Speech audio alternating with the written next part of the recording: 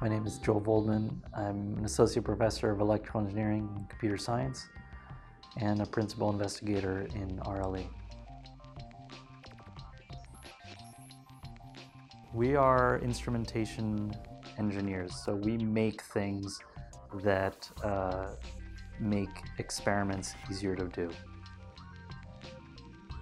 What I like about this job is you live or you die based upon you. And typically you're doing that by the competitive advantage that you're getting is by developing some instrumentation or some other technology that allows you to study something in a way that no one else can or no one else has.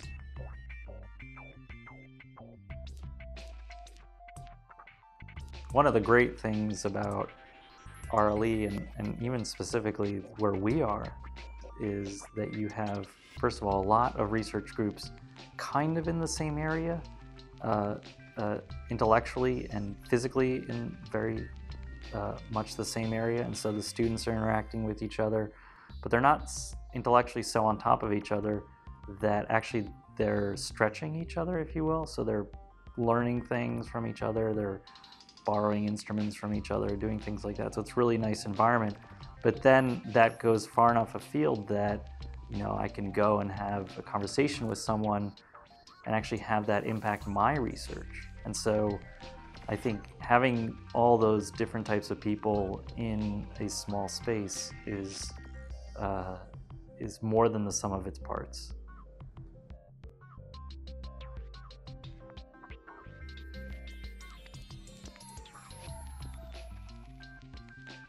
What we try to do is to apply advanced technologies and technologies that are small in size to problems in biology, and specifically problems in cell biology. And so really the fundamental question in our lab, you could put it, is that we're big people and the types of things that we're interested in studying are small, which are cells.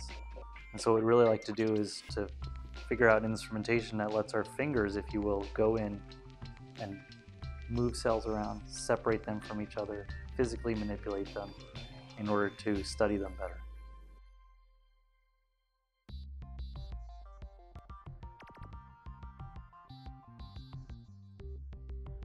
What I found at MIT, which I didn't actually expect, was that the level of teaching is the highest that I've seen at any place that I've been. And that's not what you would expect at a big research institution. I think teaching helps me learn. It really gives me a good foundation for the material, and it's just fun to try to help other people learn it or see things the way you see them.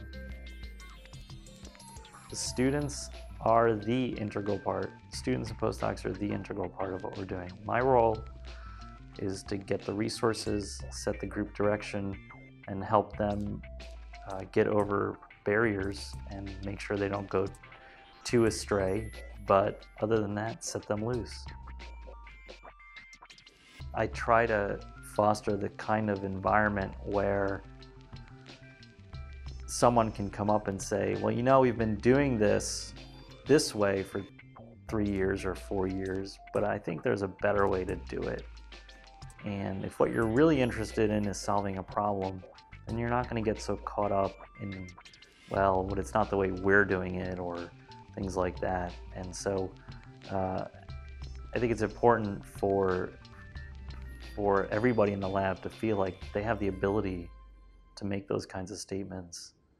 The students will talk to each other, complain to each other about problems they're having, and often find that one person is doing some protocol for coding some protein in their lab, and we've been struggling to do that, and they'll show them, one will show the other, and then things will get solved and the pace of research will move forward.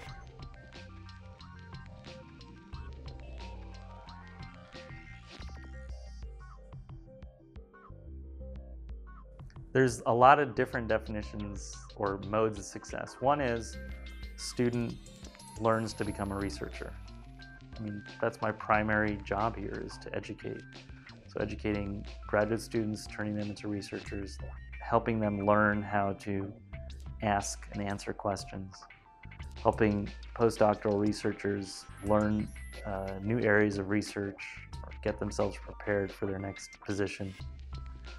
And then there's also success for more basic on a research front, which I think the ultimate success for us is either that other people are adopting our technologies, or that our technology used in our lab is being used to answer questions that no one could answer before.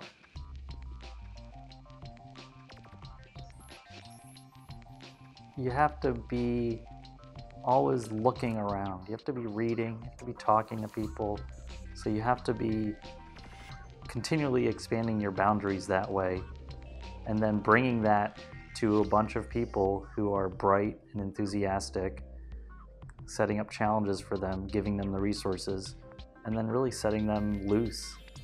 And you may have an approach to solving something or figuring something out, but the most exciting thing is when someone comes to me and says, you know, your idea was wrong or bad or stupid, and here's a better way to do it.